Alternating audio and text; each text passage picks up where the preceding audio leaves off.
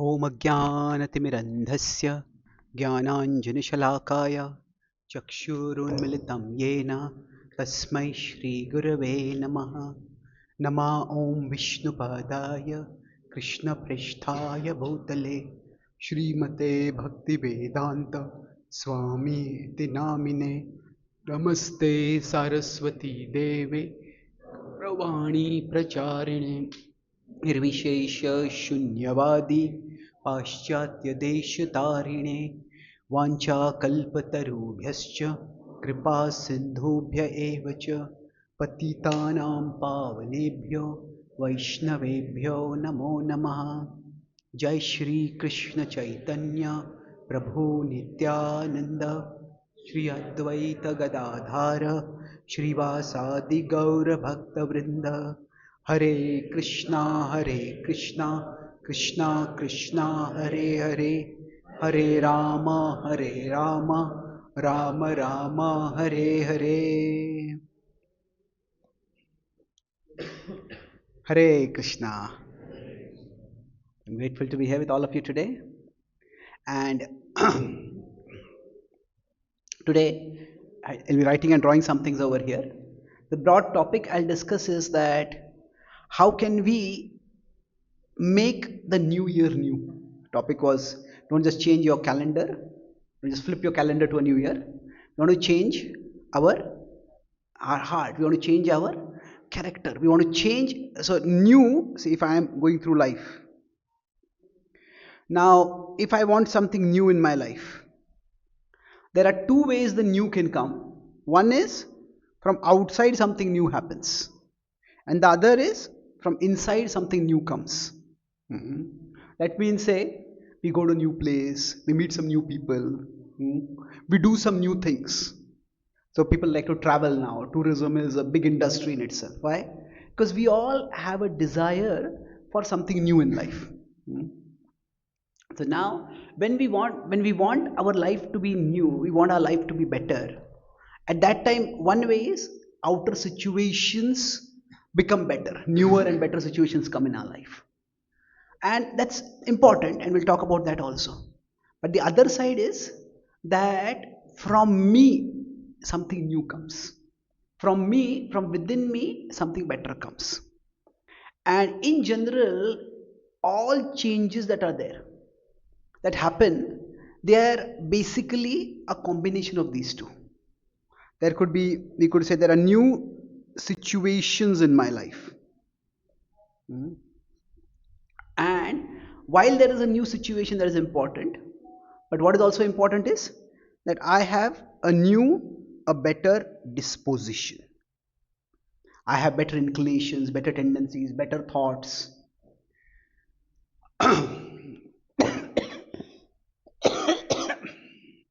So let's try to explore this a little bit more. Now, with the advancement of technology, our capacity to create new situations has improved significantly. So even I was just a couple of weeks ago, I was in the Middle East, I was in Dubai. And Dubai about 20, 30 years ago was just seen as a oil rich place, that's all. But now it has become a major tourism hub, become one of the top 10 tourist destinations in the world. And now that has happened primarily by the power of technology. Although it's a deserted area, they have made it very comfortable and flourishing. So technology has this capacity to improve our outer situations in many different ways. So sometimes the weather can become very cold, very hot. Through technology, we can moderate the situations. We can have the temperature regulated through air conditioning, through various things like that. And much of humanity's effort has focused on improving outer situations. And that is, you could say, that's it, natural, it's necessary. But at the same time, the problem is that even when we have new situations,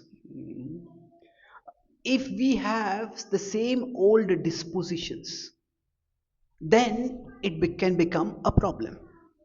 I'll explain with a couple of examples of this point. Let's consider the Bhagavad Gita itself. The Bhagavad Gita was spoken to Arjuna. Now, Arjuna, in one sense, was in a very bad situation. The situation he was in was that he had to fight a war. Now, normally, among the situations that come in our life, they can be bad in different ways. Mhm. So, sometimes bad things happen to us. There are two English words, there is adversity and there is atrocity. How many of you think there's a difference between these two words? Adversity and atrocity. How many of you think there's no difference in the meaning of these two words?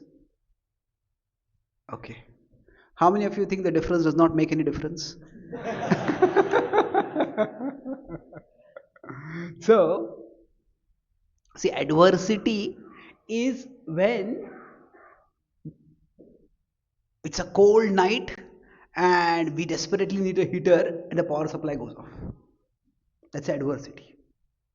But it's a cold night and we find out that our neighbor has cut off our power supply. That is atrocity. So, adversity is natural, it happens through the course of nature. Atrocity is intentional, somebody is doing it. So, among these two, which is more difficult to bear? Atrocity, isn't it? How could you do like this? Why did you do like this? Isn't it? So, now there is one more thing which is even more difficult to bear, and that is when we have to do something bad. That life puts us in a situation where we just don't have any good choice. We have that's what is called as agony. So I was giving this class in America, and one American couple had come for the program. They were telling me after the program, so that how they found the Bhagavad Gita very relevant when they heard what I was talking about. So what was Arjuna's agony? That Arjuna had two options, and neither of them were good options. Hmm. That what is one option? He fights. But if he fights, he has to fight against Bhishma and Drona. And these are his elders. But they are not just ordinary elders. They are the elders who were like substitute fathers for him. Bhishma was a grandfather who acted like his father, and Drona was a teacher who was very close to him. So these were father figures. And they were the people from whom he learned archery. Bhishma taught him informally till Drona came, and then Drona taught him formally. These were the people who taught him archery. These are people for whose pleasure he learned archery. And now these were the same people he has to kill with that same archery. That's not a pleasant option at all. But if he does not fight, then what is going to happen? The Kauravas are still going to attack. And if he does not fight, it's quite likely that he might not be able to get the other Pandavas to stop fighting. Yudhishthir may agree, but Bhima may not agree. And if the Pandavas keep fighting, then without him, the casualties on their side will be worse. And if any of his brothers die, any of their children die, he won't be able to live with himself.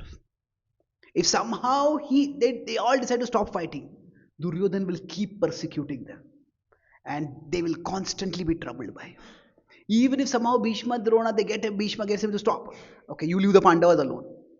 But Duryodhan is a mean-minded person. So he will go after all those who have supported the Pandavas. He will go after Drupada, he will go after Virat. And just like the Russia-Ukraine, the war was going on. Now India did not take any side. And because India did not take any side, America got targeted India with the disproportionate tariffs. So what happens is that again Arjuna is by nature a protector, and as a protector He doesn't want anyone to be hurt. He wants to stop them from being hurt if they are being hurt. But now, because of him, they are being hurt. It will be unbearably painful for him. So there is no good option for him. So this American couple is saying they have two children and two sons. Both of them are very good at basketball.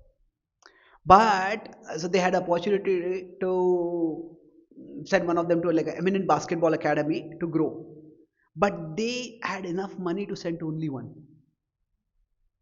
Now what do you do at such a time? You send one, the other person will feel bad. If you send the other, the first person will feel bad. Or sometimes life puts us in situations where there are no good choices. And that can be extremely painful. So if you see at the start of the Bhagavad Gita, Arjuna was confused and discouraged.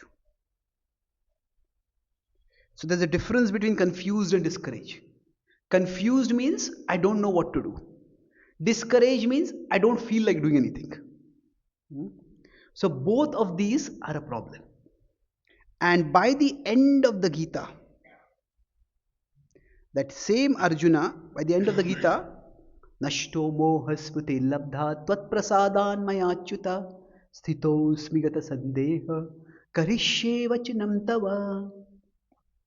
So what he said, by the end of it, he has become convinced and he has become confident.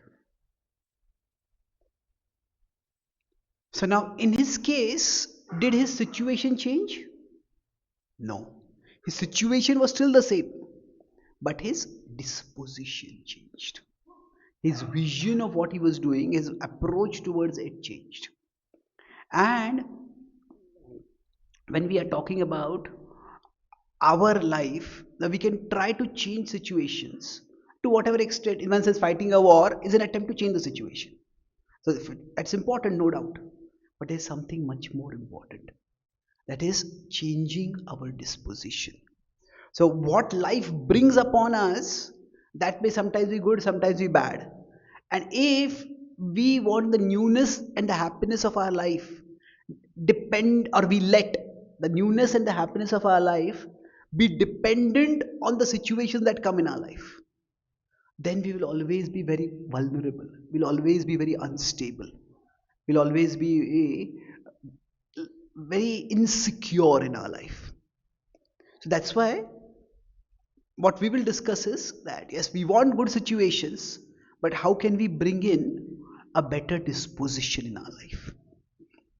And in that terms, now what did Krishna do?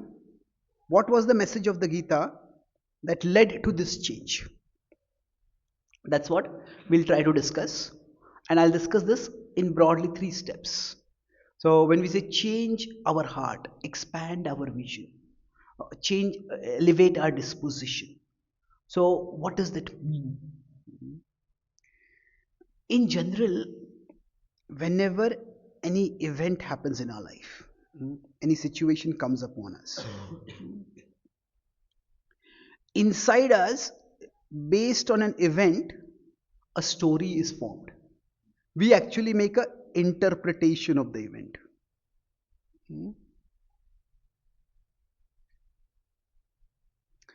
Now, to understand this, what I mean by interpretation of an event, see, so suppose nowadays we, the newspapers or the social media, wherever we get some updates, now we can get we can see a photo. Photos are shared by social media. The videos would be, we can get a photo, and we can get a write up. A write up is a caption. So it's a description of what is happening. Now, if we get a photo, maybe one person is beating up another person, or one person is falling down, holding their head, one person is about to jump off a hill, something dramatic, something dangerous, whatever we are seeing. So, if we have a photo without any caption, without any write up, then what happens? We start imagining a write up, isn't it? And that's why photos, or in many ways, we actually trust our eyes. Hmm? Seeing is believing, we say. Like eyewitness, that's the in law also we say, आँखों देखी बातें. But the point is, sometimes if we get a picture, we get a video, this is what really happened. Now we see in a video one person is beating up the other person, and the other person falls back and is injured. Hey, this person was violent. This person attacked that person, and that's what we see.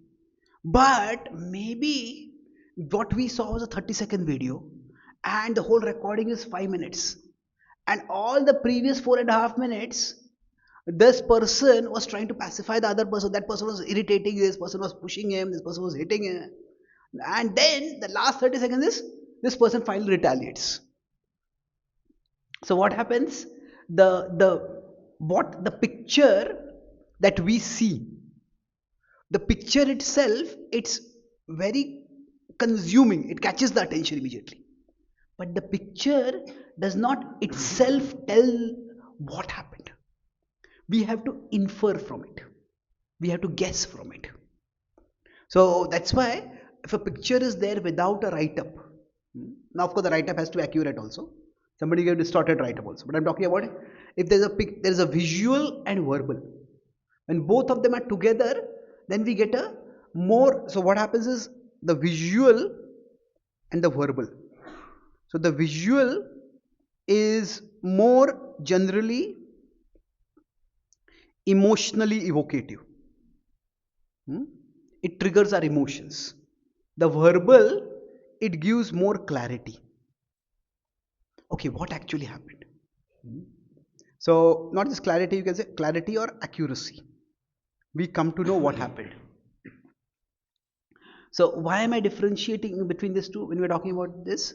That for all of us, when events happen in our life, the event is more like a picture, and our mind supplies the interpretation for the picture. Hmm? So now we say, what does that mean? Event has happened, and it's a bad event. But let's try to understand this. Say we experience some kind of loss. Maybe we had a job and we lost the job. Maybe we invested some money somewhere and the stock market crashed and we lost the money. Maybe we're in a relationship and the relationship broke down. So there's a loss. Now when the loss happens, we could so the loss happening is like the picture. Hmm? Now the description, the story around it, that can be of three categories. I have lost. Hmm? Okay, I had this money, I lost this opportunity. I had this job, I lost this job. That's, you can say, fairly objective. In the Gita language, this is called as sattva. That in sattva guna, we try to get some accuracy. But another interpretation could be, I am lost. Now, I am lost means what? Say if somebody invested a lot of time, somebody invested, say, 3, 4, 5, 6 years in trying to get into IIT, and then they just don't get into it. Or maybe they come to age limit where beyond which you cannot apply for IIT. Suppose it's like that. Then I don't know what I'm to do in my life. So I have lost is more of a loss of opportunity. I am lost is a loss of direction. It's a loss of purpose. Which is more damaging? Yes, I am lost is more damaging. It is more demoralizing. So if somebody has invested 5 or 10 or 15 years in a relationship, and then that relationship breaks down, I'm lost. What am I supposed to do? My whole identity was based on this relationship, and now this relationship is gone. So I am lost is much more damaging. But the most damaging is I am a loser. Now, this is not just a loss of direction or purpose, it's a loss of self worth. It's a loss of basic self confidence. I am a loser. Now, see, each of these are stories or interpretations provided by our mind, and they will have very different impact. So now I travel across the world and I speak in universities in America and universities in India. Many times in Indian universities, a couple of months ago I was in IIT Mumbai. So after my talk, one faculty had come there and he was telling that just a few days before, one of the students in the final year had committed suicide. Now it's heartbreaking when we hear such news. These are probably the most talented students from India. And what happened? They didn't do as well as they expected in the exam and ended their life. Now, okay, not doing any well in an exam is not a good thing. But is it worth ending one's life? No, it is not.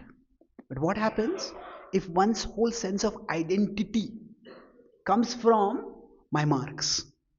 So if I don't get more marks, it's not just I failed in this exam, but I am a failure. Not just I encountered a failure, but I am a failure. Failure is an event, failure is never a person. So loss is an event, nobody is a loser. But when you start thinking like that, then that person takes the final step. Now in America, I have been to many universities. I have never heard of any student, at least American students, white Caucasian students, ever ending their life because of doing poorly in exams.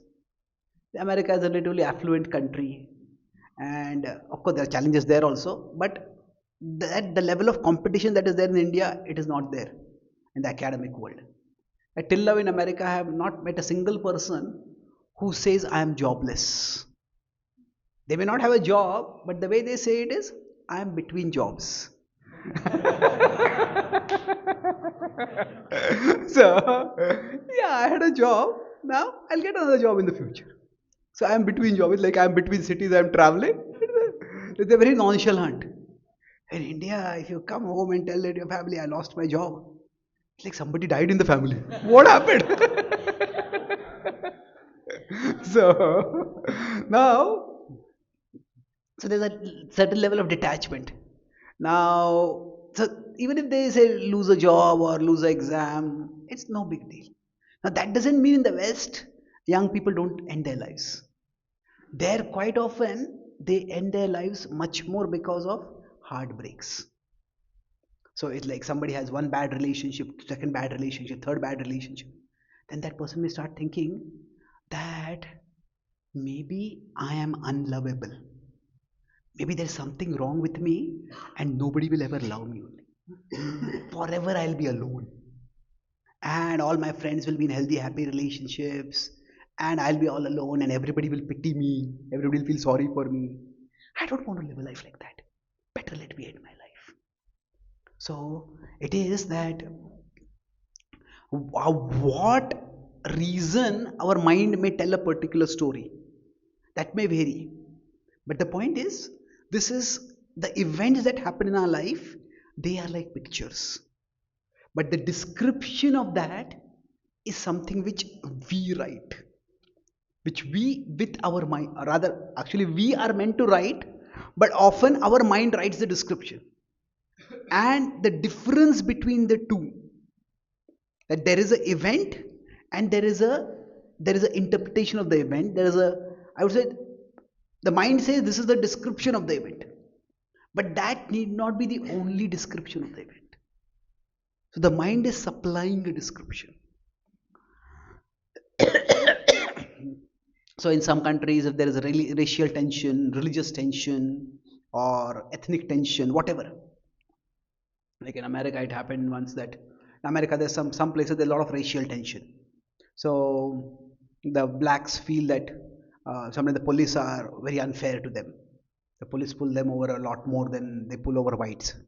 So now, if there is one event which shows a white policeman attacking a black person, and then that one picture, that one video is seen, and then everybody, all the black people get angry, and some white people also get angry. Why are white black people being treated like this? It can lead to riots. It can lead to a lot of violence. So that event is what it is, but that event is assigned a particular meaning. So generally speaking, understanding the difference between these two is very important for us so that we don't overreact. Now it's possible that we may underreact, it's also possible we may overreact. So life, so this is the, I'm saying that I'll talk about 3 points. So the first point I was talking about is this difference between the event and the interpretation, the story that that our mind tells about the event. So what are we discussing over here? That how does, how can we bring something new into our life? Hmm. So for Arjuna, the story he was telling himself or his mind was telling him is, no, what kind of greedy person are you that just for a kingdom you are ready to kill your grandfather? You're ready to kill your guru? What a horrible person you are. Better don't fight. Better live like a beggar. But don't kill somebody like this. And now you may say, but if you don't kill, they will kill you. He says, they are greedy people. I don't want to be greedy like them. So he was thinking that the war is happening, and the war happening means I am a heartless, greedy person. If I fight, this is what it means I am. And I cannot fight. So this understanding, this first point is about interpretation. That interpretation, we all do, our mind is constantly doing interpretation of what is happening. So events don't come with a ready-made explanation of the event, a ready-made meaning of the event. What does this mean? So our mind provides that meaning. So see, when I give a class, my main services is as a public speaker. I travel across the world. Now sometimes the audience is very enthusiastic. Sometimes when I'm speaking, the audience is looking at me as if they are watching a foreign language movie without subtitles. And then when the audience is looking at me with complete blank faces, how that is a negative situation. But there could be many meanings of that situation. It could be maybe that I'm speaking in English and the audience understands only Hindi. Maybe I have to speak in that language, or I have to get a translator. Or maybe I'm speaking too fast and they don't understand it. There could be many reasons why that is happening. But my mind may say, no, you are a poor speaker. You are not a good speaker at all. You have spoken so many times, but still you have not learned the art of actually catching and retaining the attention of audience. And that's why people are not paying attention. Now it could be very well that the sound system is not working. Isn't it? And the audience is looking at a blank face because they're not hearing me only. But what happens? I may take it as I'm a poor speaker. And if I take it as I'm a poor speaker, then I'll become discouraged. So the event is what it is. But the mind gives an interpretation to the event. The mind tells a story around the event. And often, because we don't differentiate it, what happens? We get over affected by it. So it's like life will always have its ups and downs. Kabhi khushi, kabhi gum. This is going to happen. But based on the story that the mind tells us, sometimes we become very happy or we become very unhappy. We become very volatile. Something good happens, oh, I am a hero, I am a conqueror, I am number one. If something bad happens, things don't work out as well as we want them, I am zero, I am worthless, I am a loser. And that's how we often have mood swings.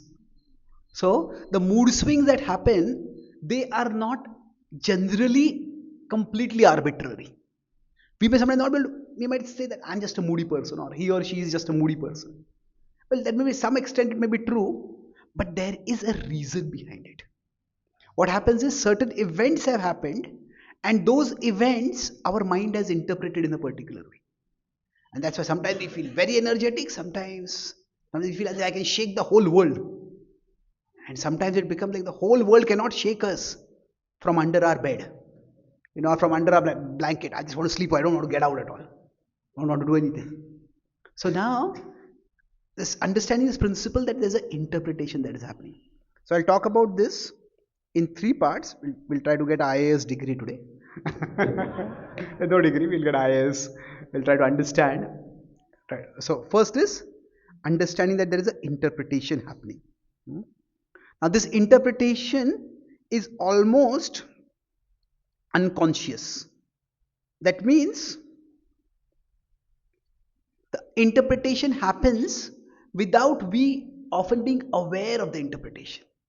So if I have a lot of insecurity and the audience is not listening to me, I start thinking I'm a terrible speaker.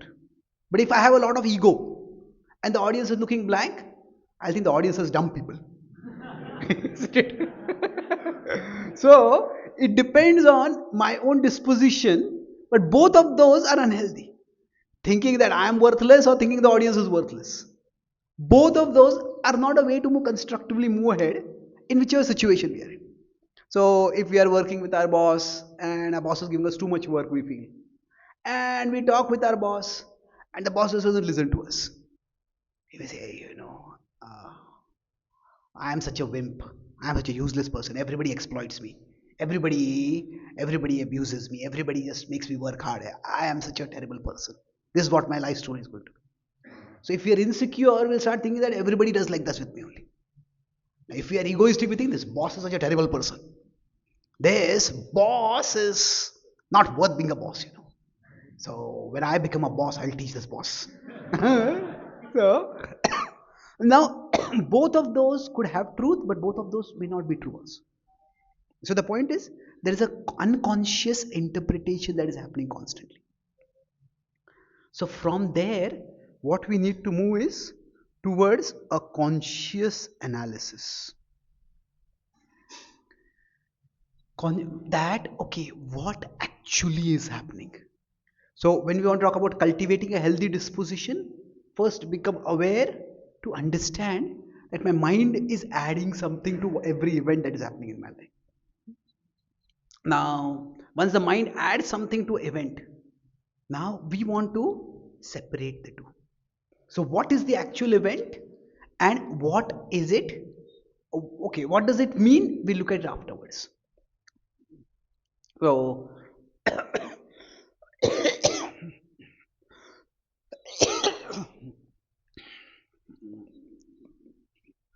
when Duryodhan in the Mahabharata, that's some sound getting added, okay? So now when Duryodhan was living in the kingdom, at that time the Pandavas were in the forest when they were children. And because Duryodhan was in the kingdom, so he started thinking that I'm going to become the next king. Because the Pandavas, whether they come back or not. And he was there, so he was pampered by everyone. And then what happened? The Pandavas came back. Their father passed away, so they came back. So in royal families, there's always a concern that they want to have an heir. Have you heard this word heir? Heir like a successor. Who's going to be the next ruler? So now the king and the queen may be concerned about having an heir. And now after they have an heir, they may worry that something may happen to the heir. So then they want to have a spare. Now the spare is in a very bad situation, one sense. No sibling will want anything bad to happen to their sibling. But unless something bad happens to their sibling, the spare will never become there. Hmm? So what happened? Duryodhan, he initially thought, I am the heir. But when the Pandavas came back, thought I have become the spare now. So he thought Yudhishthir is elder to me, Yudhishthir will become the king and I'll be thrown away. Now, Yudhishthir never made a claim that I should be the king. And Yudhishthir never made a claim, certainly, that the whole kingdom has to be mine. Yudhishthir was okay with the kingdom being divided also. So Yudhishthir coming was an event. But from that, what Duryodhan made the interpretation that Yudhishthir is a threat to me. And the Pandavas are a threat to me. And then his attempts to poison Bhima, his attempt to burn the Pandavas alive, all that was not so much a reaction to what the Pandavas did, but to what his mind told him the Pandavas would do. Hmm? So, quite often, when we don't learn to differentiate between the event and the interpretation the mind is doing, so we are fighting a war that doesn't even need to be fought. Like something needs to be done, but we are doing something else entirely. And that's where it starts becoming a much bigger problem. So, what does analysis mean over here? When we analyze, okay, what I'll talk about one simple principle for analysis over here.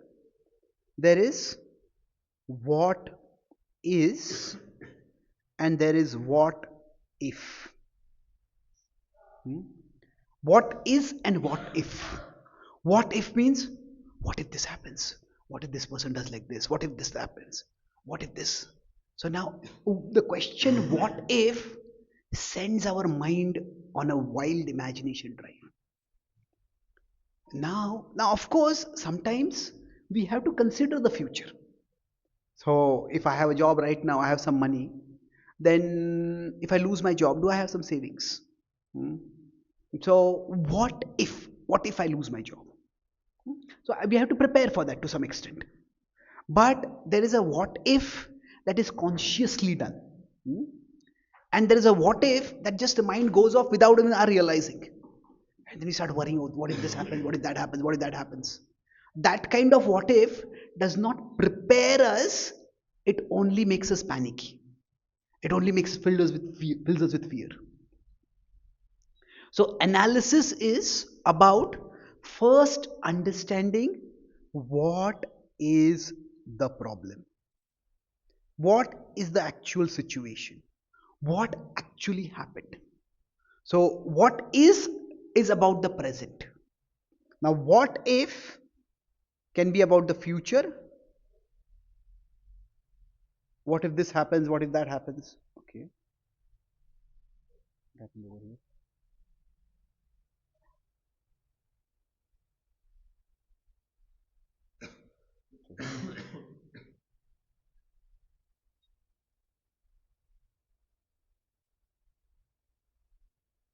So, what if can be about the future? What if this happens? What if that happens?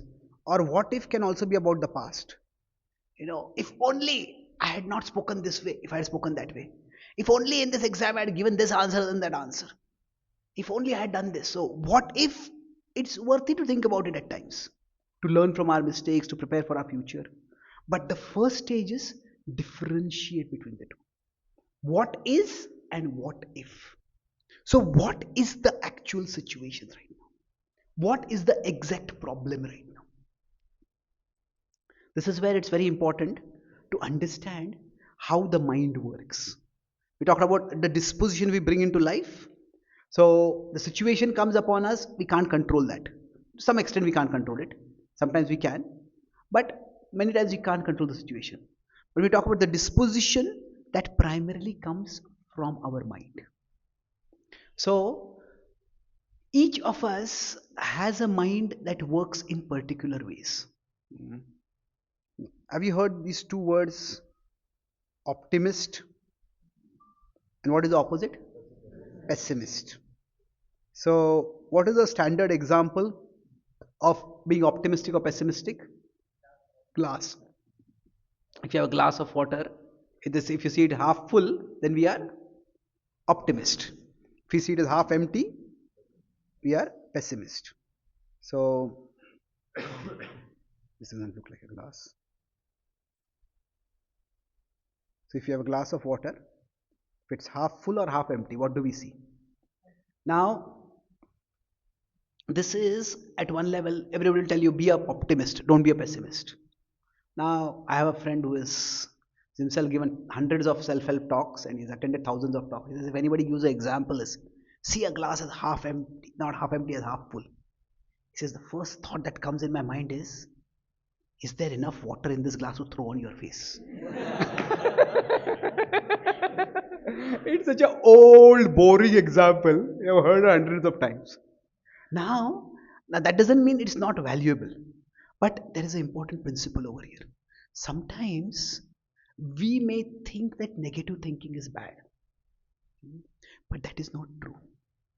See, there is negative thinking which can also be a gift.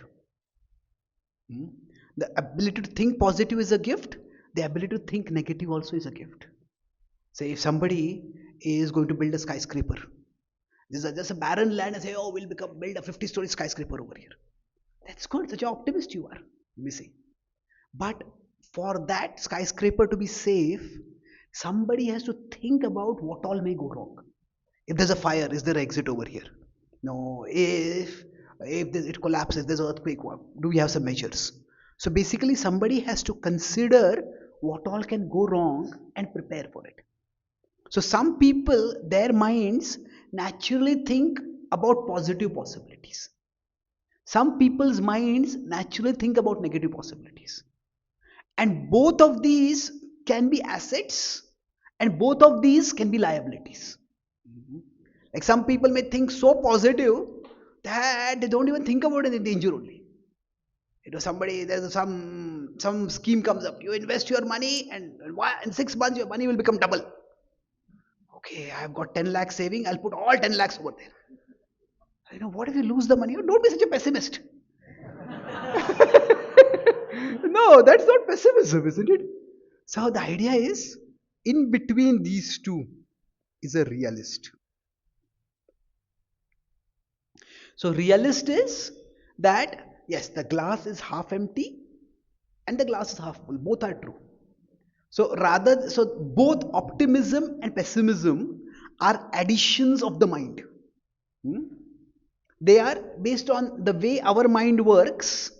We may add something negative to it, we may add something positive to it. But what is means, first let's look at what it is. Mhm. So, what is a realistic attitude? This is the problem, or this is the opportunity. So, once we start with that, so the mind, some people's minds may naturally think about what is wrong or what can go wrong. Now, I have written about more than 30 books. So, in my writing, there is always a role for editing. Now, there are many people who became famous simply as editors. Of course, authors are much more famous, but there are people who are celebrated editors also. Now, those who are good editors often they are not very good writers. Not that they can't write, but writing involves more of a creative faculty. Hey, what about this idea? What about this way of saying it? What about this example? Editing is more of a critical faculty. Hey, this doesn't make sense. This is too long. Uh, this is uh, this is just going too round and round. This point doesn't link with that point. So the editor has to see what all is wrong, and now that is also a gift. Not everybody can edit well. Not everybody can edit well. So the idea is that when we are editing, a particular part of the brain is required. And some people are very good editors. Like any project has to be, if any big project has to be done, a fundamental role has to be placed about risk assessment. And risk assessors have to primarily look for negatives. So now we may analyze to understand what is the default tendency of my mind. That is good. So what is and what if. So among the what ifs, each particular person based on the nature of their mind may go in a particular direction. Some people may tend to be very optimistic, some people may tend to be more pessimistic. Now, in general, our mind tends to be pessimistic, and there is a reason for it. And that reason is not that the mind is our enemy. The reason is that in life, how it works that we can experience both pleasure and pain. Hmm. However, say let's consider a simple example and we'll build from it. See if you are going for a forest walk, you're going through greenery, wilderness, and now there might be a beautiful rose flower over there. Now, if we miss seeing that flower, we miss some pleasure, hmm? And that's a problem. But if there's a poisonous snake slithering by, and if we miss that snake, then then people will miss us, isn't it? Isn't it? So that's a so in one sense the the loss in missing pleasure is not or loss in missing some opportunity for pleasure is not as much as the loss in missing some danger, isn't it? The amount of harm that can happen if some danger occurs is far more. And that's why, as a survival mechanism, our mind is more attuned to danger than to pleasure. That's just the nature of the mind. And it's not a bad thing. The problem in our modern postmodern society is that whereas in the past where life was relatively simpler, the danger was tied to some tangible object. Say, if we are living in a village and some tiger comes in or some invader comes in, then there's a danger. Hmm? But now the world we live in is so complicated that tomorrow we may go to office and because of recession we may lose our job. Now, what is recession? You can't tie recession to a particular shape. There's recently one devotee told me he had come to Vrindavan for a yatra, and he decided that I will not check any of my work mails. I want to completely immerse myself in Krishna. And he went after 1 month back. He went to his office, and sometimes you go. It was not that he was fired; his company itself had shut down. So, so now here, who can actually anticipate what of us? For many of us, the dangers that we have, they are not tied to specific objects. Some are, but many are not. And because of both these reasons, our mind is attuned to think of danger more than pleasure. I can't afford to miss a danger if it is there. And because now the dangers that we face are not that tangible, so then the mind is always in a state of fear. Maybe there's a danger somewhere, maybe danger here, danger there. And that's why there's a lot more negative thinking. But the point I'm making is we separate between what is and what if. So, what is the actual problem and what is the nature in which my mind tends to go off? Which what if does my mind take? And once we understand this, we'll become calmer. So, Krishna, in one sense, what he told Arjuna is that this war you have to fight. But you are not fighting this war for your just gaining a kingdom. You're not selfish and you're fighting this war because you want to live in prosperity. You are fighting this war because you want to establish dharma in the world. That is what I want you to do. There is a higher purpose. A person like Duryodhan, if such a person has been allowed to live and rule without any opposition, then the kind of things he might do is horrible. What Duryodhan did to Draupadi in public, it's not only a horrible thing, but the fact that see there will always be predatory men who will try to violate women, but most people will do something like this on some dark alley or somewhere there is no witnesses. That is, there is fear of the law. But if somebody does this in public, that means they have no fear of the law.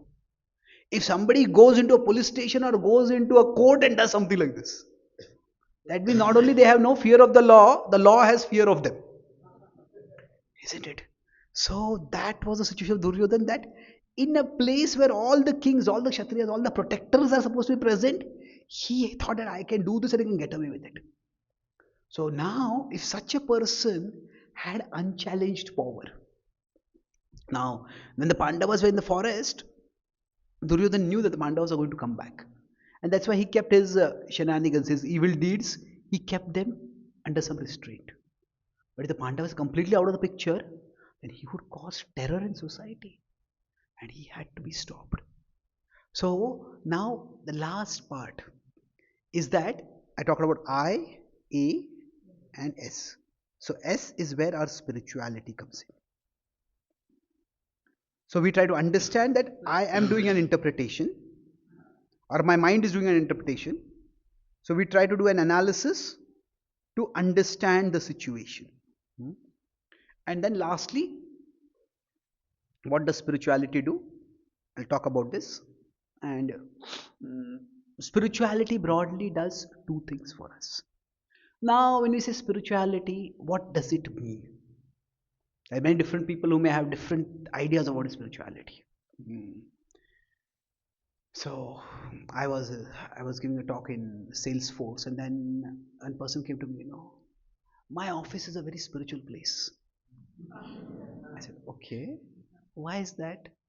What do you mean by that? He says that, I went to some aromatherapy retreat and I got this particular aroma. They told me this aroma is spiritual. So I keep that aroma everywhere in my office. Therefore, my office is spiritual. Now, many times what happens, people equate spiritual with anything which makes them feel good. That if I go to some place and I feel nice, I feel calm, I feel relaxed, say it's a spiritual experience. Well, maybe not. Isn't it? Somebody may be very stressed and they take alcohol and they feel very good. Isn't it? Somebody may take drugs and feel very good. So, are the drugs spiritual? Hmm. So, now this point is that we will feel relaxed, we will feel calm, we will feel composed. But that is not what defines spirituality. Hmm. It's like health, you can define as okay, there's no pain in the body, my body feels good.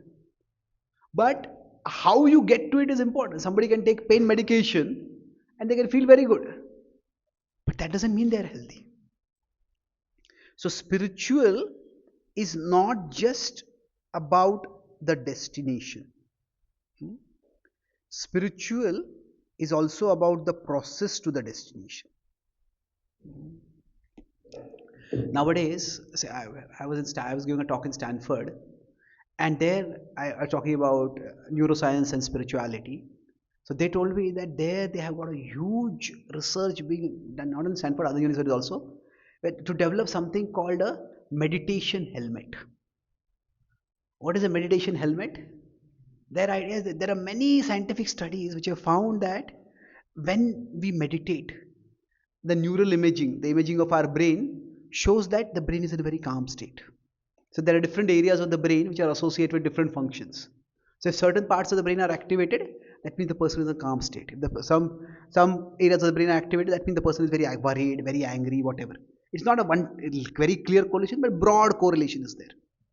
So now they have found that people who meditate regularly, those parts of the brain which are associated with calmness are more developed in them. So what they are trying to do is develop a helmet. You put it on, and that will have some electrodes and some electrical signals, and that will activate the part of the brain which is associated with calmness, and you will become calm. Now, this is what they think of spirituality only as a destination. So actually, if we want to be calm, we have to decrease our calm.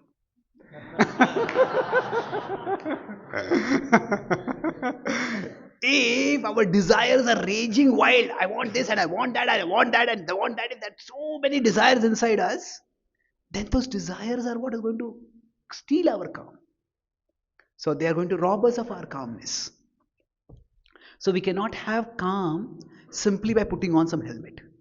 So often spirituality is reduced to this kind of just somehow get to the destination.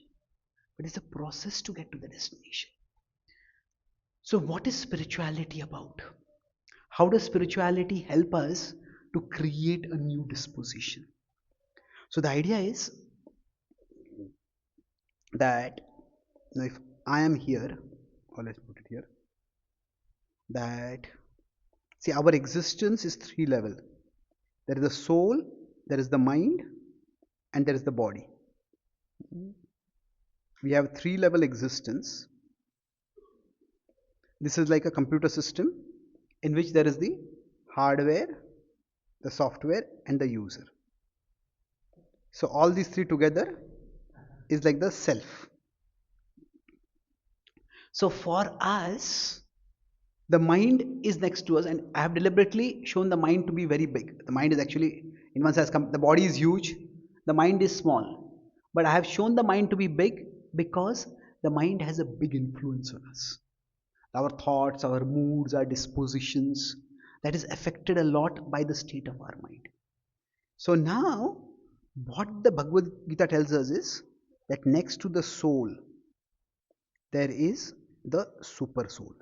That is Paramatma. Next to the Atma is the Paramatma, that is God.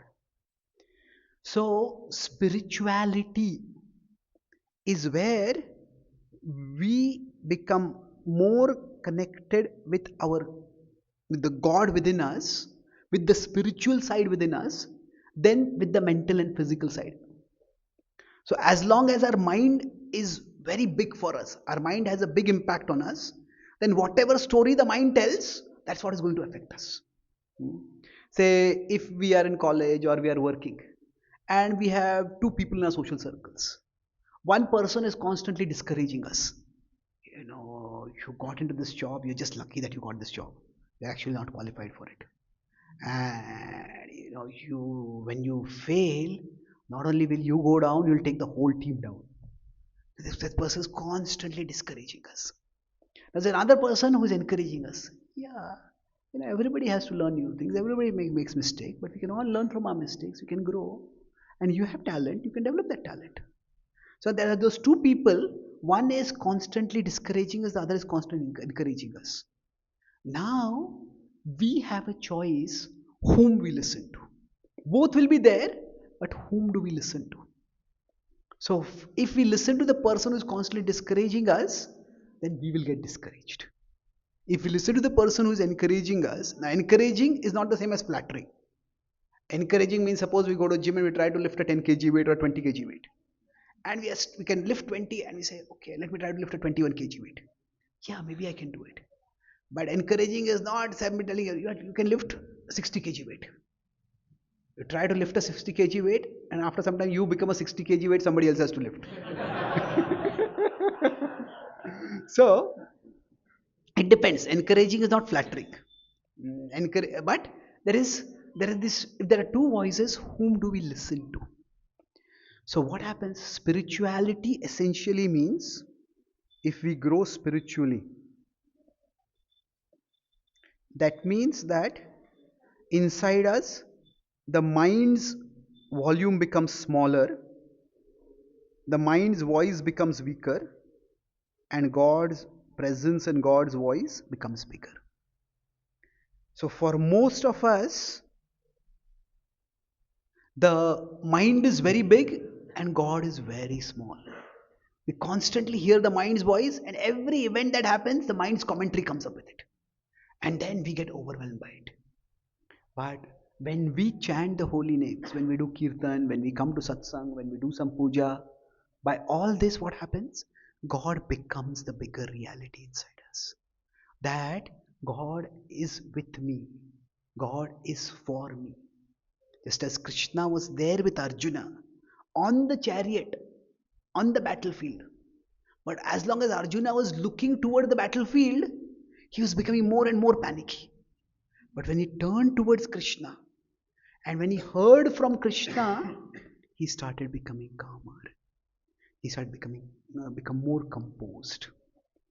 So now that does not mean he never turns toward the world and looks at the world. He has to fight, so he has to look. It's not that we shut down our mind completely. The mind is also useful, but the mind can sometimes exaggerate and distort. So that's why spirituality is essentially about when the spiritual becomes bigger than the mental and the physical.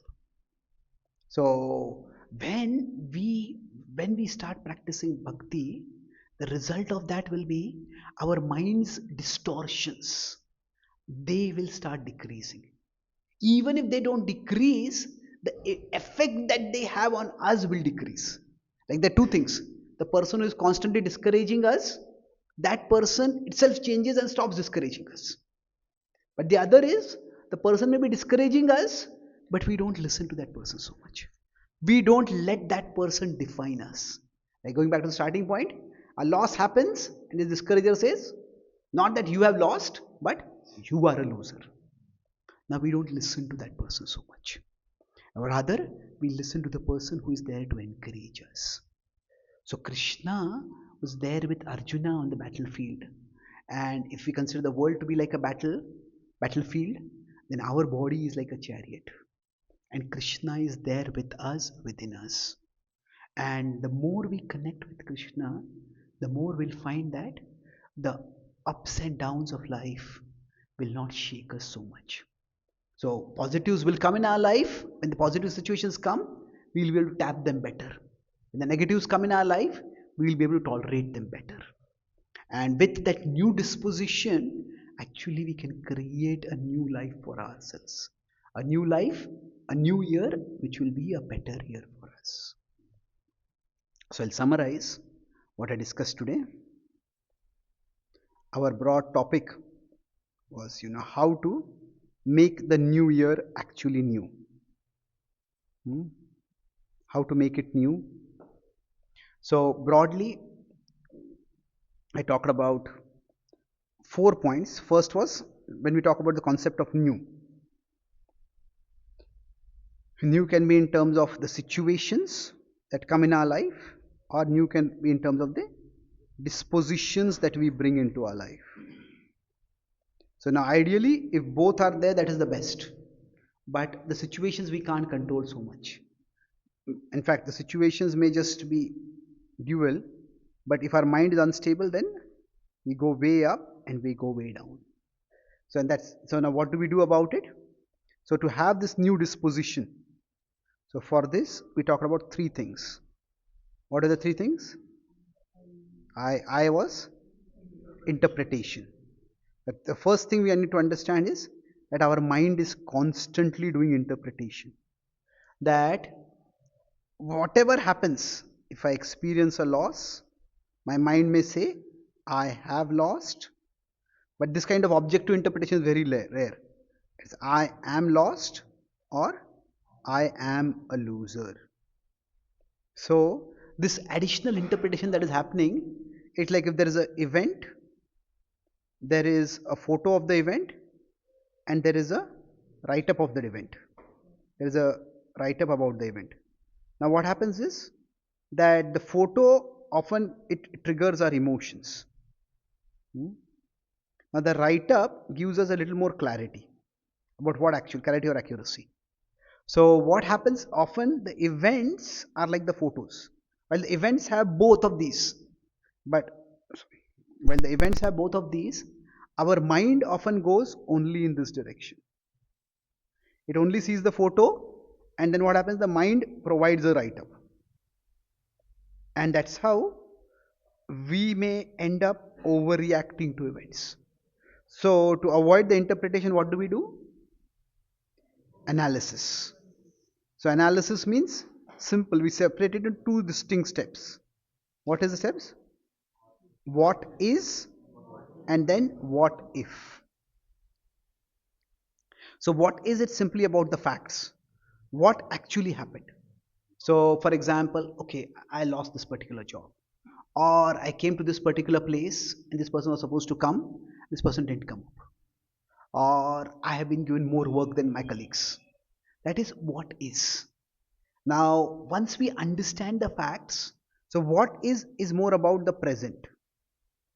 What if can be about the future or the past. Now in what if also we discuss that there is also, we come to know our mind's default tendency. So default tendency would be that some minds may be more positive, so some minds may be more negative.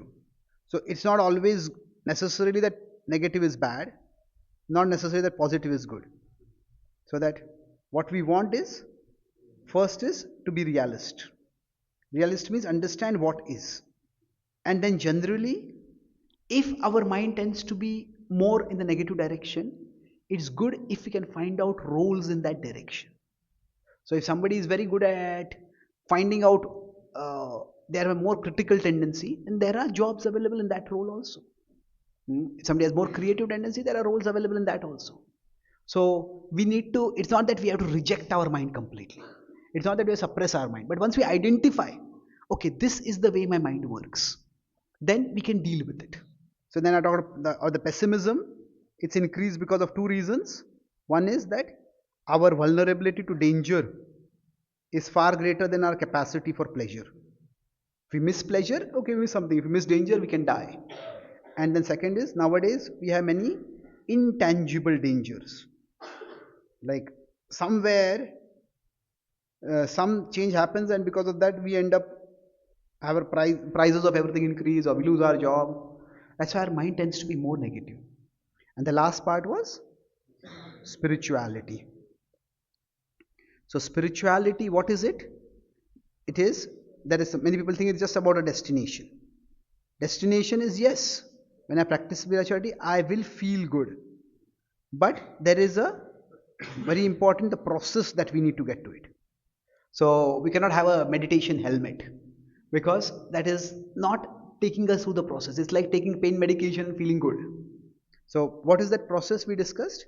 If we consider in our inner world that the soul, there is the mind, and there is God, and of course there is the body. So if in the normal setup this is like this, so in the unspiritual or the non-spiritual state, what happens? The soul is small. Hmm?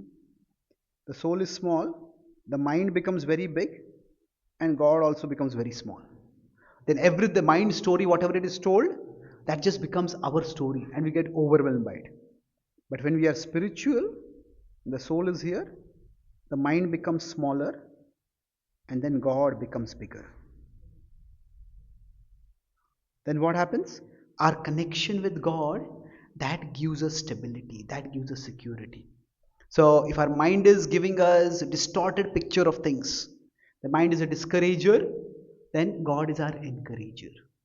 And over a period of time, at least we will stop taking the mind so seriously. We'll take God more seriously, and after some time, the mind will itself stop its unhealthy tendencies. And then we can all become with that fresh inner disposition, we can actually create a better life. Thank you very much. Hare Krishna.